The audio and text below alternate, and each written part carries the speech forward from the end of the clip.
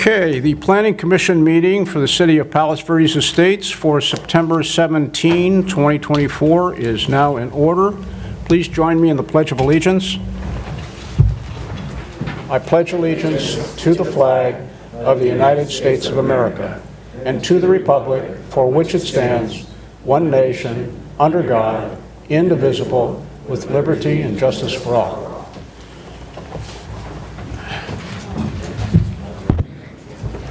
All right, may we have the roll call, please? Sure. Commissioner Nendek? Here. Commissioner Foster? Here. Commissioner Campisi? Here. Vice Chairman Lazaro is absent. Chairman Wade? Here. Chairman Wade, you have a quorum. Okay. Let me get this. I'm into speaker card management here. It'll take me a second. Okay, generally, before we proceed too far with our agendas, I'd like to just say a few remarks about the neighborhood compatibility process and about the process that we follow here at Planning Commission meetings. I know some of you are back who have been here before, but some are not. So I routinely go through the procedures so that everybody knows exactly how we conduct our meetings and what the protocol is if you wish to speak. So let me begin with neighborhood compatibility, and I do like to make a few remarks about this because it's a process that can be quite complicated. It can be quite contentious, but it doesn't have to be. So let me just say a few things about this. The process that we have here in the city is intended to be transparent and collaborative among neighbors. It's a process where the applicant on a proposed project will meet with affected neighbors to discuss the project. The parties will then discuss at a public meeting conducted in the neighborhood the impacts and concerns that neighbors may have within the parameters of neighborhood compatibility requirements. And then we hope that the applicant steps back and considers such feedback and takes reasonable steps to mitigate valid concerns. The intent we have in the city is that all parties, applicant and neighbors, and frankly, we're all here tonight as neighbors. We here on the commission are your neighbors as well. Our hope is that the parties in a given matter will come to the table in a spirit of reasonableness and good faith and be willing to compromise. When this happens, the neighborhood compatibility process can move more quickly and be relatively painless. And in the end, our common objective is to preserve the beauty and the harmony of this special place that we consider home, and at the end of the day, to live together as friends and neighbors. When this doesn't occur, the process can span several commission meetings, and it can get contentious, and quite often the commission is left to come up with a solution. Our intent as the Planning Commission is to apply the city requirements and the guidelines in a manner that is balanced, consistent, fair, and reasonable. We don't promise that we will please all the people all the time, but we hope that you can see at the end of the day that the process has been just this, and that it's also a process in which all parties can feel at the end of the day that they've been heard. And we all need to work together to make this happen. Now, as to the process that we follow in our Planning Commission meetings, the process has three parts for each application that we consider. First, we turn to city staff. City staff has prepared a staff report on the given item, and the staff here will kind of brief the commissioners on the item, and commissioners will have an opportunity to ask the staff any questions that we may have. After we conclude that, I'll open the public meeting, public hearing. The applicant will have 5 minutes to present their project, and they will also have another 5 minutes at the conclusion after all public remarks are made for any rebuttal or further comments that they didn't make in their opening statement. if members of the public, and the applicant for that matter, wish to speak, please fill out one of these little pink slips. It's not a termination notice. I don't take it personally. Just fill out your name and what item you want to speak on and pass it forward to Jeffrey, and Jeffrey will relay it to me. When you do speak, there's a podium on my right, your left. Please speak into the microphone at that podium. Again, we time the remarks from the applicant, 5 minutes opening, 5-minute closing, and all other public comments will be 3 minutes long, and there's a clock to my left and a clock to my right. So you can see when you're speaking the countdown clock. Please try to be mindful of our time. We have a number of people here tonight. We have a number of matters before us tonight, and we want to be as expeditious and fair as we can to everyone. So when all the public comments are heard, the applicant has their final 5 minutes, we'll close the public hearing, and then the commission will discuss and decide the matter if we can. Okay, with that said, I think we're ready to proceed with tonight's agenda, and we will turn to approval of the agenda. So do commissioners wish to make any changes to tonight's agenda as presented? All right, hearing none, do I have a motion and a second to approve the agenda? Go ahead. I move to approve the agenda. Second. In favor? Aye. Aye. Opposed? The agenda is approved. We will now turn to communications from the public. And this is a time during the Planning Commission meeting that if there are members of the public here who wish to address matters that are not, again, not on tonight's agenda, they'll have an opportunity, 3 minutes to do so. Under California law, the commission is prohibited from discussing or taking any action on any matter that's not on the agenda unless the matter is deemed to be an emergency under state law or the matter arose subsequent to the posting of the agenda. I do have one speaker card from Mr. Rigg for public comments. If anyone else wishes to make those, please pass a card forward. Mr. Rigg. Thank you. Good evening, Mr. Chair, members of the committee. I want to take tonight an opportunity to talk about 2 ways I think you could enhance the process even more than it is. The first is regarding the street trees that you routinely required to be planted as part of neighborhood compatibility approvals. It's kind of incongruous, and I've worked with a lot of neighbors that get frustrated, not only the applicant but the neighbors, and that you work very, very hard, especially on a new home such as 1500 Chelsea, to push the home down to open up the view or to not block the view with the new home. But then the requirement is for the street trees, which then come in oftentimes and take out a lot more view than what you've given the neighborhood and required the applicant to go through. So there's kind of a disconnect there. I was at Parklands Committee Thursday. I thought of your process, and there's been a lot of discussion on of trees in the city, and the Parklands Committee performing in a more positive manner towards the removal of trees. And what they do is when they remove trees, similar to the way you open up views with pushing down homes, they require new trees to be planted or a contribution to the tree bank so the trees can be planted somewhere where they're not a problem. And so I know that residents have become frustrated. We work so hard to push the house down, but now I've got a big bunch of trees in front of me that my view is now worse than before anything started.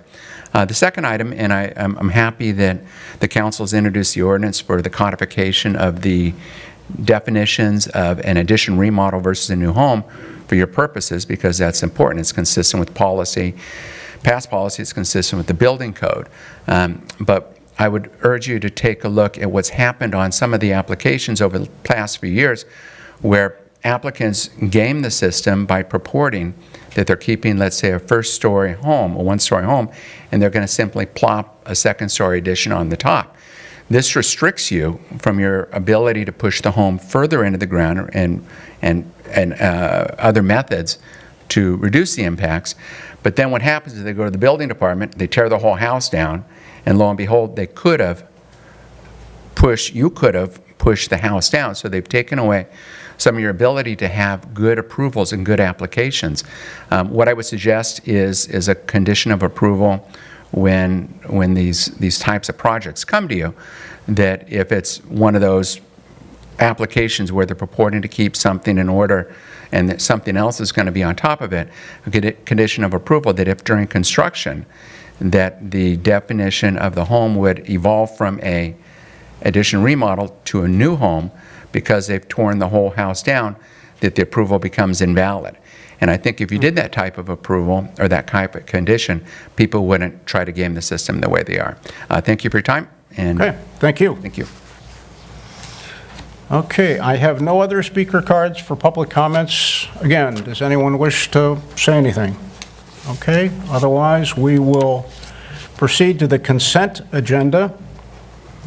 And tonight we have 2 items on the consent agenda: the minutes from our September 11th, 2024 Special Planning Committee meeting, and recent administrative approvals that we routinely receive, review, and file. Do commissioners want to discuss or remove either of these items? I have to recuse myself as I was not part of the the Planning Commission meeting. Okay. Other comments? Nothing for me. All right. Then do I have a motion to approve items 1 and 2 on tonight's consent calendar? I will move to approve items 1 and 2 on the consent agenda. And a second? Second? In favor? Aye. Opposed? Motion carries 3-0.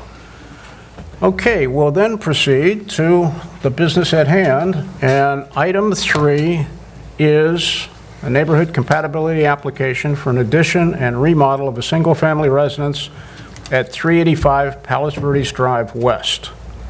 At this point, before we go to the staff report, do commissioners have any ex parte communications or activities pertaining to this item that are not otherwise reflected in the record that warrant disclosure at this point? Yes, I've made site visits to 356 Via Almar and 389 and 381 Palos Verdes Drive West. Okay. I do not. I did visit Mr. Screeb at 356 Via Almar. I've made site visits previously, but not this time. Okay. All right. Maybe we have the staff report. Yes, thank you, Chair Wade, members of the Planning Commission, and members of the public. Tonight's presentation is for a continued neighborhood compatibility application for an addition and remodel to an existing single-family residence located at 385 Palos Verdes Drive West. Just to recap what we've been reviewing, the scope of work is a 599 square foot first floor addition, a 1,221 square foot basement addition, and 836 square feet of hardscape being added to the property. At the last meeting, when this was last heard at the June 18th, 2024 Planning Commission, there was a request from the Planning Commission to have a survey, an updated survey provided to help the commission better make a decision regarding the project. Since then, the applicant has provided that new survey, and it is included with the plan set. As such, several of the indicators regarding ridge heights for the subject residence and the adjacent residences have also been updated to reflect that survey. But there are no other changes that have been made to the project, such as making no other changes have been made to the project. The findings required to approve are outlined in staff's report, as is staff's recommendation. This concludes my staff report. I'd be happy to answer any questions you have for me at this time. Thank you. Okay, questions for Jeffrey?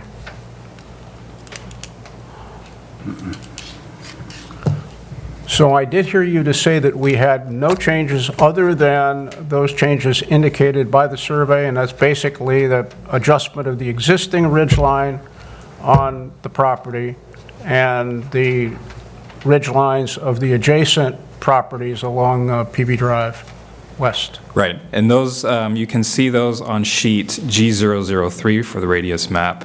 A010 for the existing roof ridge elevation, and A200 and 201, where those would be reflected. Yeah, so just for the record, I think the original survey indicated that 389 and 381 PV Drive West were about relatively the same height as what was proposed by the applicant. The new survey shows that the proposed project at 385 would be 5.5 feet higher than 389 and 1.5 feet higher than the neighbor at 381. Okay, I have one other question on the plans, attachment, well, I'm sorry, attachment C, the neighborhood compatibility comparison chart shows the floor area of the proposed project without the garage at 4,201 square feet, 148% of the average within 300 feet. And sheet G003 of the plan shows the floor area at 3,786 square feet, which is 133% of the average. Can you, any idea what the difference is here? Are the plans in error?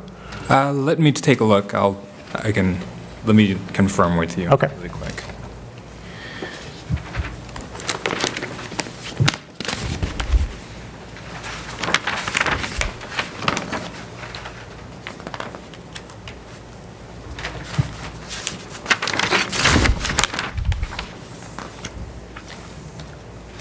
Okay, you were looking at G003? G3, yeah.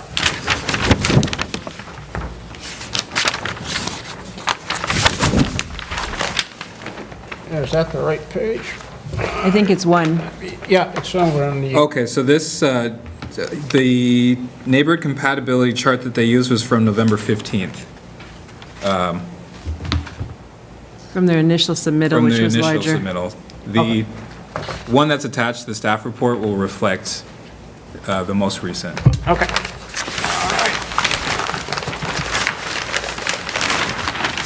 Any other questions for Jeffrey?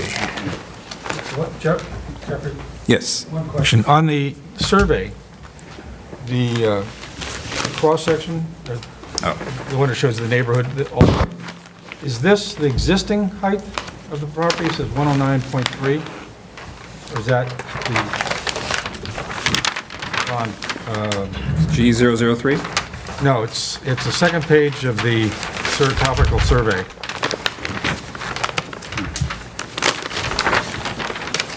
See, This should be, subject property is 190.3. yes, this should be the existing property. Existing, not as the plans exist, show. That's right. Okay. Yes. So Jeffrey, do you know what the FAR is then? It's supposed to be like a 38%, a 40%, and on the staff report, it never reflects how it's written on the actual.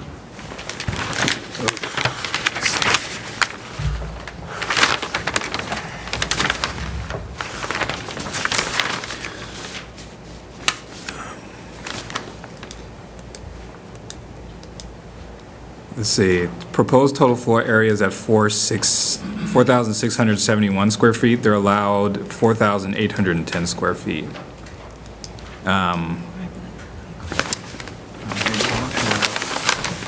That FAR number though.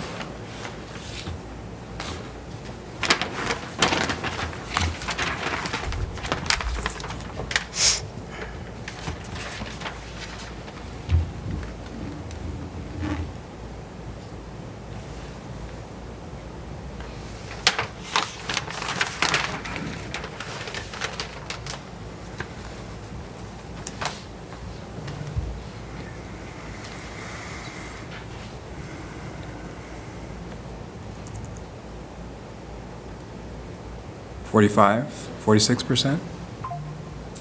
Well, you take out you take out the garage, right? Oh, are you talking about from attachment C? I did it for the entire site, Right. for the entire The way the building. FAR is done, it's based upon excluding the garage because that's not part of Right. numbers. So according to attachment C, then that should be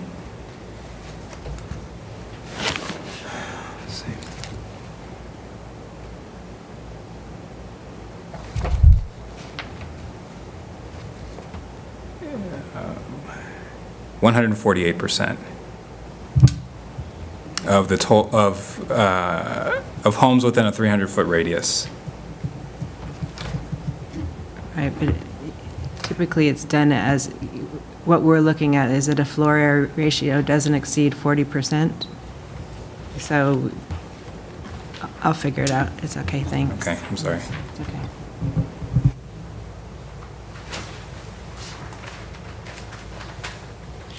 All set. Okay.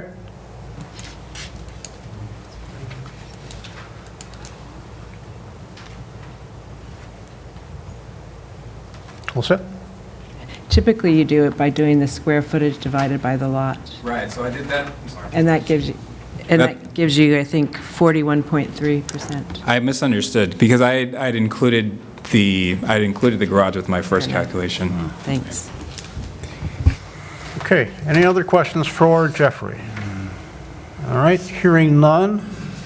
The applicant has their first 5 minutes to present the project. Is the applicant present? I don't have a speaker card. Oh, I'm sorry. I didn't know I had to fill out a card. No, you're fine. Okay. Are you here to speak? Yes, for the applicant. Okay, very good. Just tell us your name when you get to the podium. Good evening, board. Hi, I'm Eddie Osich. I'm the architect on the project. And yeah, the one item that's really kind of changed since the last time, upon the board's suggestions, we went back into the city and reviewed the existing drawings and topographic maps of the adjacent sites. And then after that, the client also hired a new survey from a local survey from a local survey company, is a PVE survey. Then we also took that information and put it back into our drawings to update them all to match. So now we're using the consistent information all the way across. And that was the biggest change in the drawings.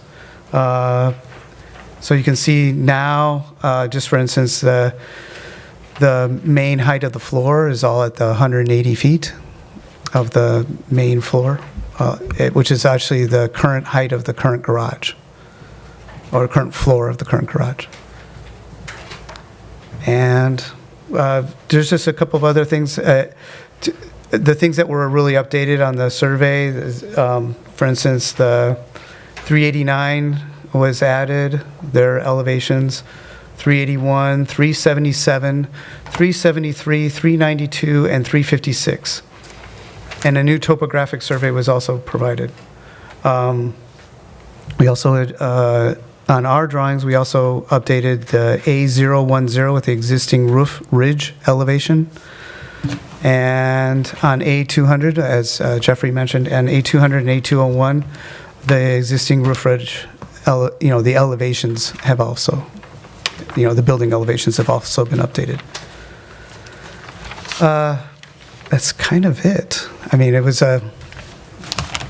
just technical updates. Okay. Well, we appreciate the fact that you did get the survey. It actually confirmed pretty much what we visually were seeing, so that's very helpful. Thank you. Okay. May I ask a question? Yes. Can you tell me what the height of the existing ridge on the garage is? I don't see it on, but what's don't- the existing height? It should be also on the survey as well. We have it there? Sorry, I always print you guys really big ones, but then I have small ones for myself. No, I just don't see any ridges on the survey. Well, it's on the topographical survey, the next page. It does have the ridges on them. Right, but it doesn't have the existing ridge of the garage. That's what I was curious about. Oh, they just didn't include that number. I see what you're saying. No, we don't have that anywhere. Okay, thank you. Okay. Jeez. Other questions for the applicant? All right.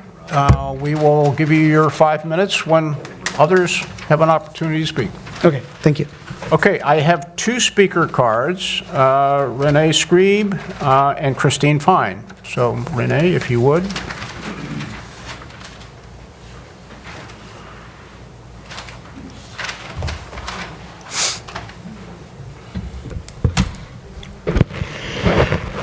René Scribe here, 356 Via Almar. Reviewing the latest remodel plans for 385 PV Drive West, it shows that the house is designed to be just under the maximum size permitted by our city code. The proposed roof ridge height appears to be at least 5 feet higher than the existing house roof line. This massive outline would still dominate our neighborhood. The height could easily be reduced by a foot or more, and this would make it more acceptable to us by improving our light and privacy, and also be less intrusive for our neighborhood. As the present silhouette is inaccurate, we would like to submit pictures depicting today and the main 1924 contours. Could an updated silhouette of the final roof line be reconstructed?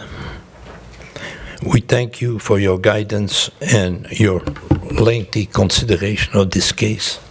Thank you. And Christine Fine. He's got some photos.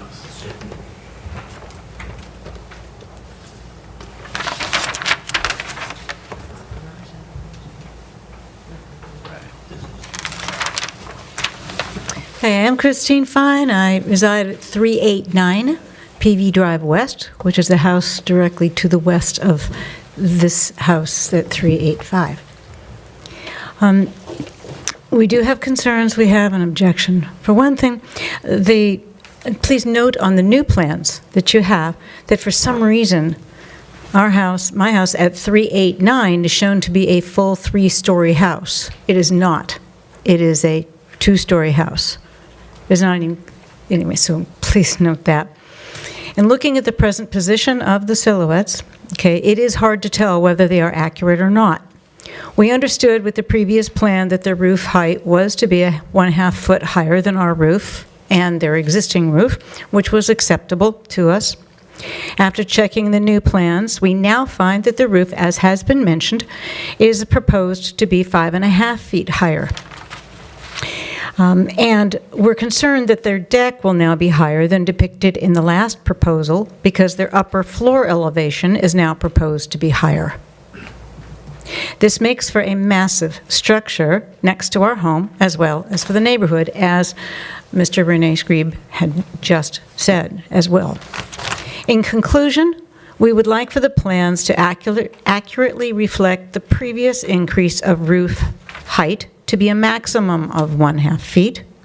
Also, we would like the height of the proposed upper floor to be lower as it was in the previous plans. Thank you. And thank you for your time and attention to the details on all the plans. So let me ask, I think the applicant did eliminate windows Yes. facing your property, so you don't have any concerns about No. privacy anymore? No, and in fact, before we saw these new plans, we were fine. We thought we don't have any objections. Right. You know, these are, you know, nice people. We have no objections for them having their new home. But then when we saw the new plans and we saw the increase of 5 feet in the roof, and we saw the increase in elevation of the floors, and then we thought we had to come here and speak. I think, actually, I think the plans that we are looking at tonight are virtually the same as they existed last June. There was a June 11th set of plans. And there really hasn't been a change in the project. They haven't raised floors, lowered floors. All they've done is shown the proper elevations. So, Well, then what is the difference in the height? How has it gone up 5 feet? well, they actually, Or was that the original amount, and it's Right. now corrected to that? When we saw it as going up 1/2 foot, it's now been corrected to what, going up 5 feet? well, Right now, it'll be, 5.5 feet higher than 389 and 1.5 feet higher than 381. And I think that was what they were proposing last June. Okay, I mean, I would differ with that, but you are the expert. I know it's on it. confusing because It this is- matter's been before us for a long time. Very and true. Different sets of plans, but I think True. that's the case. If other commissioners have a different view on that, please chime in. I think it's the case, but I think it's very hard to tell with the flags, because if the roof has gone up 5.5 feet, and if you look from neighboring houses, you would think that if the pitch is the same as existing, then you would see a 5-foot difference at the eaves, but you don't, so something is difficult to understand. Yeah, I think it is, when I was at Mr. Screeve's home this past weekend, you could tell that there was some sag and some of the silhouette lines had come down, so it is very difficult to see. But my understanding is that the project is basically what was presented in the June 11th plans as well. So, but thank you. Okay, does anyone else wish to speak on this matter? Okay, if not, we'll close the public hearing and bring the matter back to the commission for discussion. 5 more minutes for him. Oh, 5 minutes, I'm sorry. If you want 5 more minutes, perhaps you can answer the question whether there's any change in the project. Oh, no, Other than- there hasn't been. It was, to add a matter of clarity to the whole project.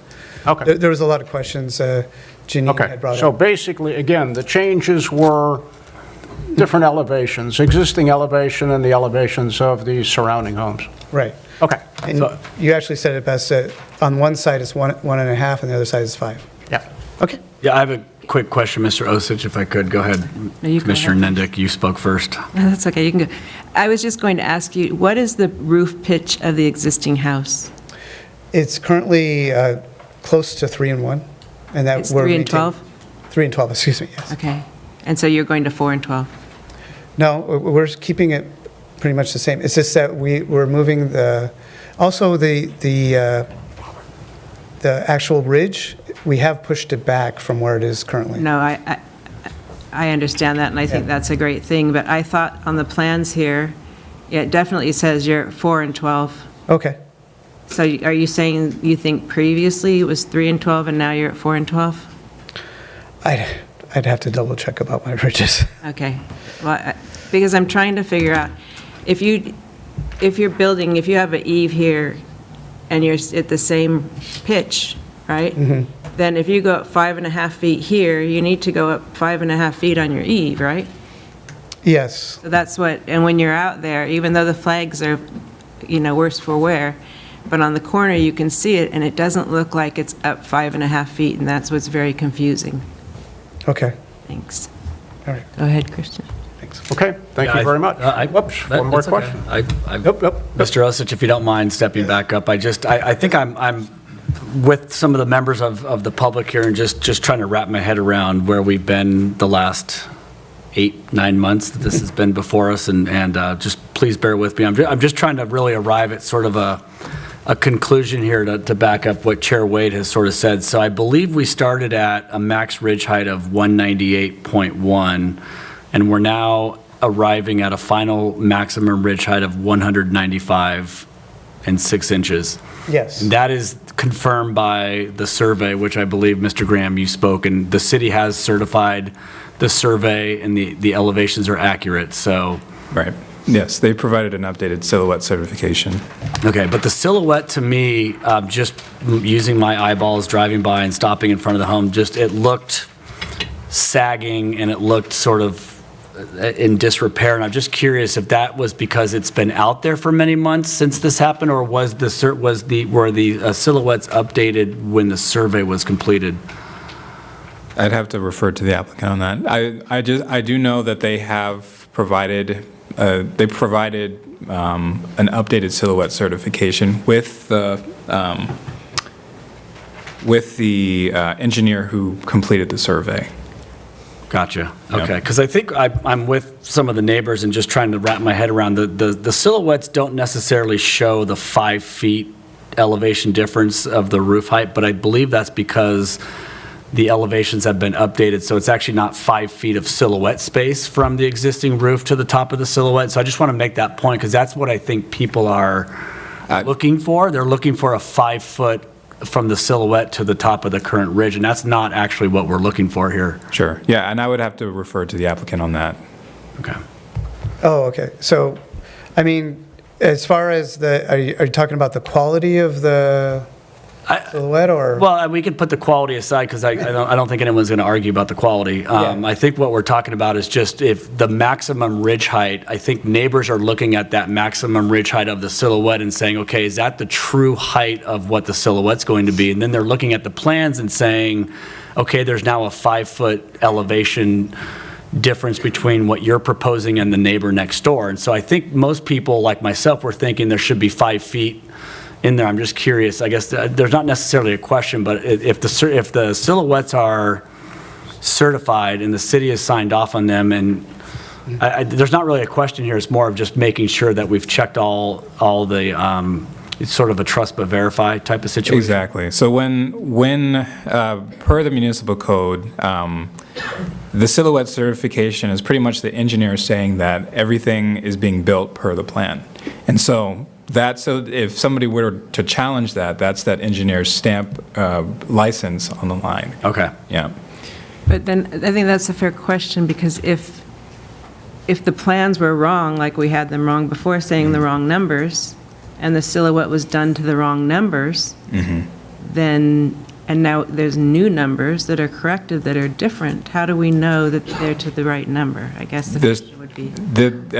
The surveyor that they have should be saying that they're correct per their stamp, and that's what we. But isn't the survey, the certification you're talking about was the one that was done in June? No, we just got a new one with this new survey. Oh, okay. Yeah. Great. Yeah. So that's what we have to go on. We did get an updated one, yes. Okay. Okay. Any further Appreciate it. questions? Just saying thank you. Okay. We'll close the public hearing and bring the matter back for discussion.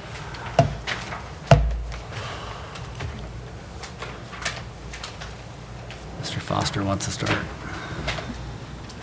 Well, I can start, and so this has been a difficult and time-consuming process. I think Commissioner Campisi said it was 8 or 9 months, and it seems like it's been every bit of that.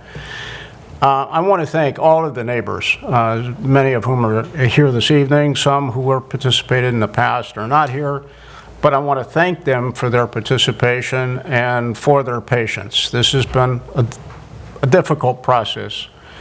Doesn't always have to be this way, but it was.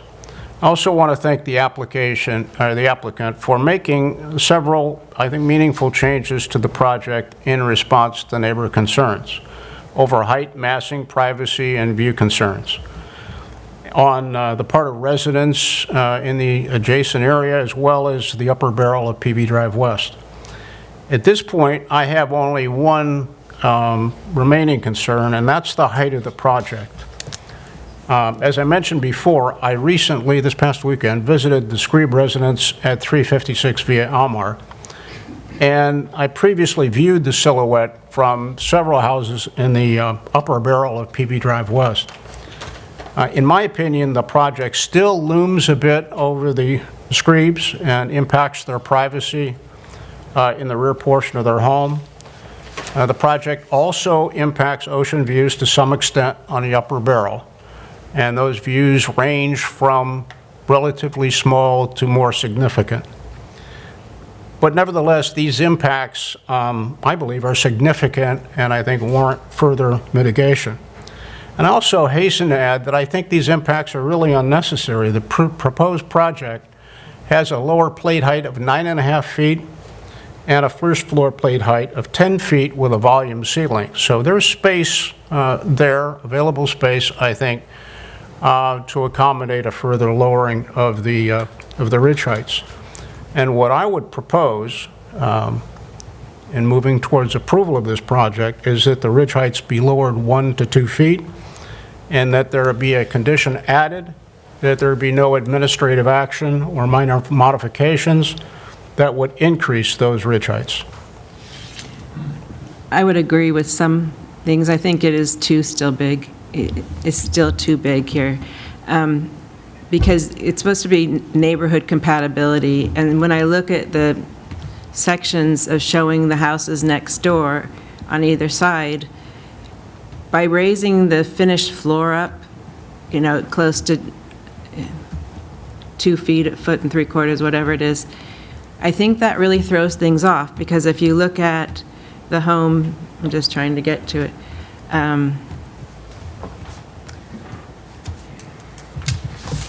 If we look at the home that is to the east, the finished floor is 179.5. The existing finished floor on this one is 178.3, and the one to the west is 177.7, and the street's dropping down. So my feeling is, if the floor shouldn't be raised, because that's kind of the trajectory of the neighborhood character. So for me, I would like it to come down. I don't know all the exact numbers, but I'd like it to drop down to the 178 again. And then if you want to keep the high ceiling, your plate heights, I think you should drop it to 3 and 12 pitch. And that is an easy way to bring it down. So I think those two things are what I would need to happen, because you need to keep the character along the street, and when you have the houses all going like this, and then one comes up like this, it throws it off. So that's kind of where I'm coming from. So they would just take the lower floor and excavate further down? They could choose. They could choose to have a lower plate heights. They get to choose in something. Theoretically, yes, they'll probably excavate down a little bit more. But, you can choose, maybe you don't have a 9-foot plate height down there, you have an 8, and then you don't have to do as much excavation, because what is the floor differential about? Yeah, I think we're talking about, I'm hearing you say what I think I said, and that is, I think we need some lowering of maybe 1 to 2 feet. And there's a variety of ways they can get at that. I, for one, am not going to really suggest that they grade down further. I think it's up to them to come up with that. Well, then, I think my numbers come out to about 2 3/4 drop. By doing the plate height, the pitch, that drops you about a foot. And I just think that they need to come down. That raising it up throws me off too much on the visual. So your recommendation is 2 3/4 feet? Right.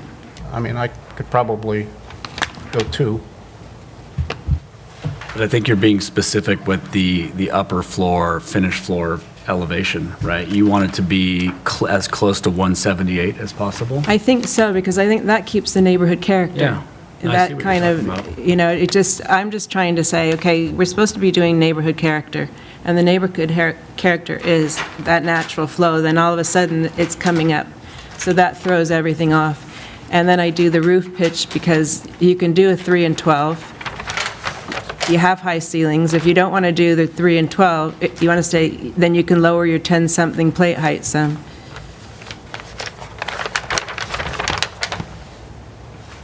Okay.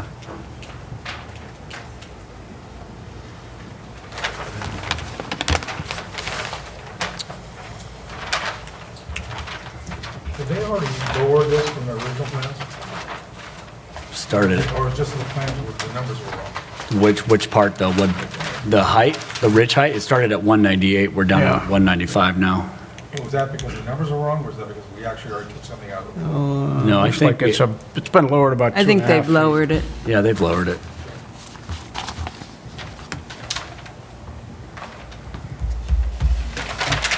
Well, I think we have the makings of a motion, it sounds like, unless, Mr. Foster, you have some additional. No, I'm okay with where we are. Should we ask the applicant if they're willing to do that? I don't think that's really what we do, unless you want to. I think we, I mean, it's conditions of approval, I I think we believe. can recommend that as a decision, those are conditions of approval. Okay.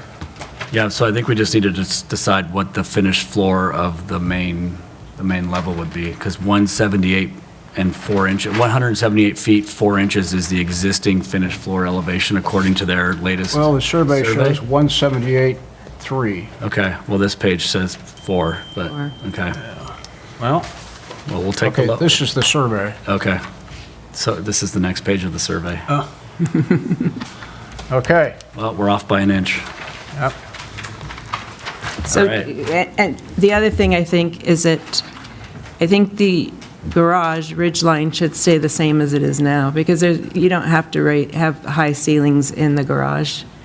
And that, when you go to some of the houses up on the upper barrel, it's the cross that gets you there. So I think that keeping that at that height, and you keep the same floor height that you have in the garage now, you don't have to play with that at all. So you're talking about a lowering of the main ridge height, not the garage. I was saying that, yes, I'm talking about lowering the main, but I'm also saying that I don't know how much the new garage ridge line is raised, but I think that needs to come back to the original ridge line of it that you see now. But I don't know what the original was. Well, the original, I can't find it on here. So that's why I was,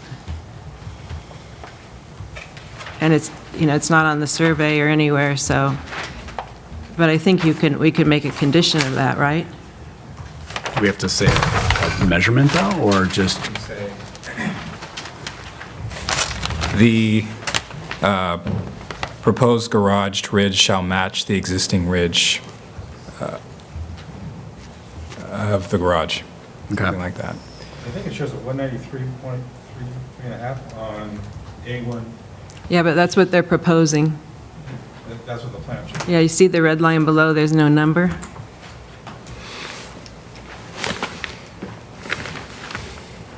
They give you top of plate, but they don't give you top of ridge.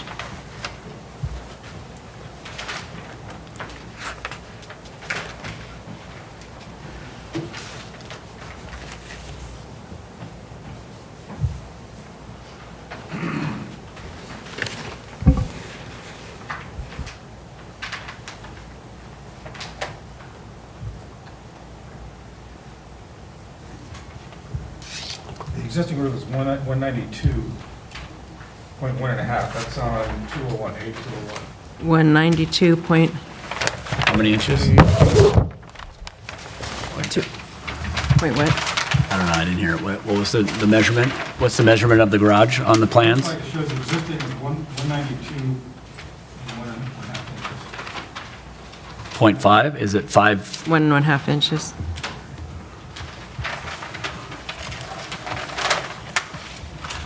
Look at I see. plan A201. Mm-hmm. It has two numbers on there. One is existing and one is proposed. Got it.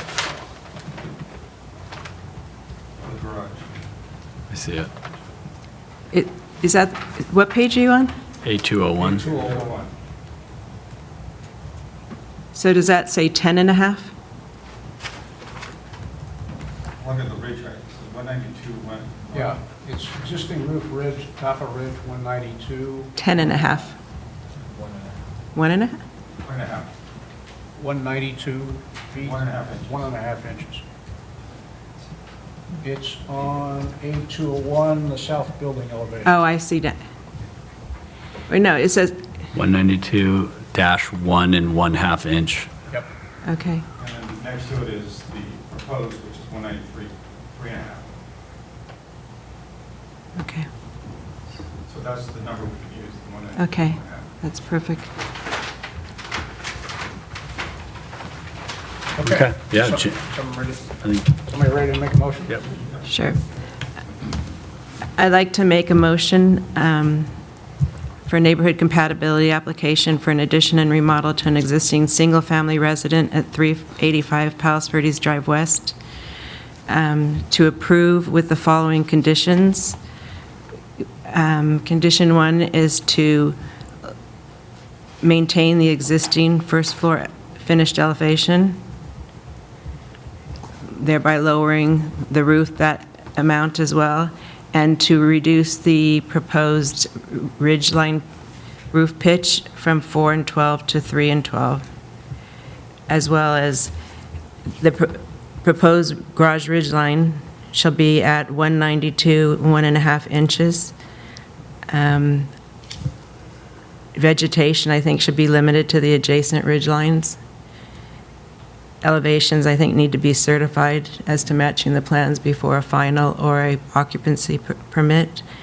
And as far as I see, no walls or fences in the front setback to exceed 3.5 I feet. would also add a condition that there be no administrative actions or minor mods that would increase the heights of the ridges. Turn your mic on. Oh, sorry, I turned it off. That there be no administrative actions or minor modifications that would increase the ridge heights that have The envelope. just been recommended. All right, do we have a second? Good? Do we cover it? Can you repeat the first condition again? 'Cause that one is, Just the finished floor elevation. I think we need So- to say the elevation, don't we? that would help. So I'd Okay. say 178. lower the 178. finished floor elevation to To 170. 178 feet and 3 inches. Okay. 178 feet and 3 inches. What floor is that? The upper, the finished, the main finished main floor. Okay, main finished floor, okay. Yeah. And then with that, you want to lower the ridges accordingly. Yes. Okay. And also lowering the pitch. Yep, we have that. That was a separate condition, right? But does the finished floor elevation handle the roof height, the maximum roof height? Or do we have to specify that? No, I think that this will, we don't have, Because we don't have that number, so. What's The 190? floor heights are remaining the same. Is that correct? That's the intent. The intent is that it's the same as what's existing right now. Right? But the- And so the ridge will come down a commensurate amount. Right. So I think there's the plate height is 10 feet on the top. So it would just come down according to what's already proposed for that 10 feet. Correct. Right. Okay. As well as the pitch. Well, it'd be the combination of the pitch, Yes, that's a separate condition that we Both have. those will bring the pitch ridge down. and the plate. Okay. I'll second it. All right. Those in favor? Aye. Aye. Opposed? Okay, motion carries 4-0. Thank you very much. And congratulations, finally, you have an approved project, which I think is neighborhood compatible. Thank you very much.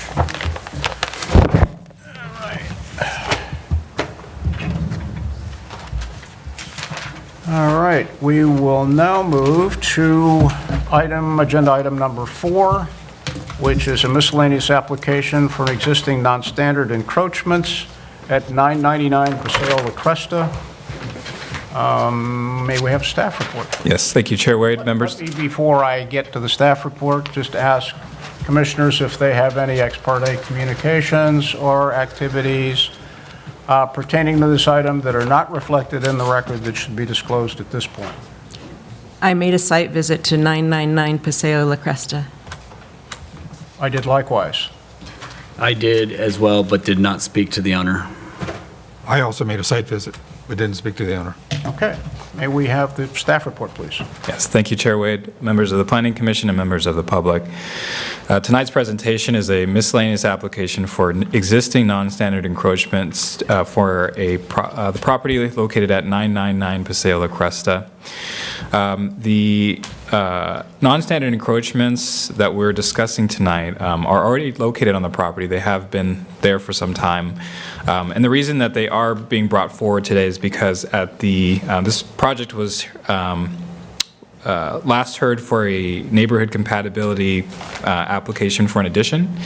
One of the conditions that the Public Works Department added was to address these non-standard encroachments that hadn't been previously approved. So from the time the project was originally approved in 1998, 1997, till now, there was non-standard encroachments that were never approved. And so this miscellaneous application is to address those tonight. To be specific, the encroachments are a fountain, pavers, concrete planters, and a hedge. The finding required to approve is outlined in the staff report as a staff's recommendation.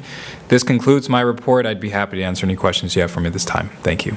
I do have a question. Yes. I'm really trying to understand the process, and I might be missing something, but when plans go through the neighborhood compatibility process, and they're approved, and then later an addition is put on, right? If the original approval, and it was through the neighborhood compatibility process, and after when this code was written, about non-standard, what you have to do, okay, the applicant has to get them approved again? Or, because I went to homeowners association and looked at the plans, everything except for the pots were on those plans.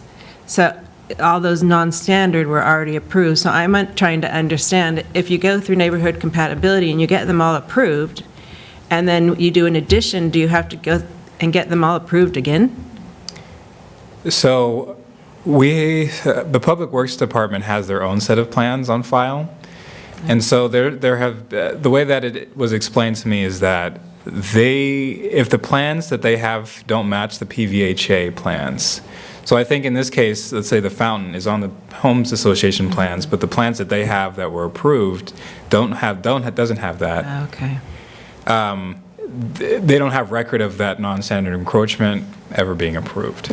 So that's how, okay. Yeah. So the other thing, so on the plans, you can have grass. So we're not approving grass in the, You can have grass. right? And right. I was under the impression, we've been told, that we can have up to 30-inch tall vegetation. Yeah. And the planter's 30 inches tall, the hedge is 30 inches tall. So I don't quite understand why that's before us. Yeah, that was the Public Works Department brought that up to me.